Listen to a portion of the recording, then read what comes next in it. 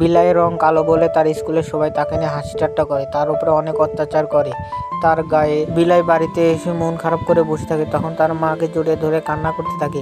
তার মাও কান্না করতে থাকে। বিলাইয়ের মা বিলাইকে গোসল করে নিয়ে তারপর সে তার স্কুলের দিকে যেতে থাকে। তারপর বিলাইয়ের মা যখন ক্লাস করতে লাগে তখন সবাই খালি হাসি ঠাট্টা করে, তারপরে দুধের গ্লাস ছুঁড়ে মারে বিলাইয়ের মায়ের দিকে। বিলাইয়ের মায়ের গোটা শরীর দুধ দুধ হয়ে যায়। এসব বিলাইয়ের বদমাশি দেখে বিলাইয়ের মা আর বিলাই সেখান থেকে স্কুল থেকে চলে যায়। কাঁদতে বাড়িতে চলে আসে। তারপর বিলাই বাড়িতে এসে একা একা কাঁদতে থাকে। বিলাই একটি দোকানে এসে সেখান থেকে একটি রঙের বালতির ভিতর ঢুকে তার গোটা গা সাদা রং করে ফেলে। যখন তার গোটা গা সাদা রং হয়ে যায় তারপর সে যখন স্কুলে আসে তারপর সবাই তাকে সম্মান করতে লাগে, সবাই তাকে দেখে তাজ্জব হয়ে যায়। বিলাই এখন অনেক খুশি, বিলাইয়ের এখন অনেক বন্ধু করে ফেলেছে।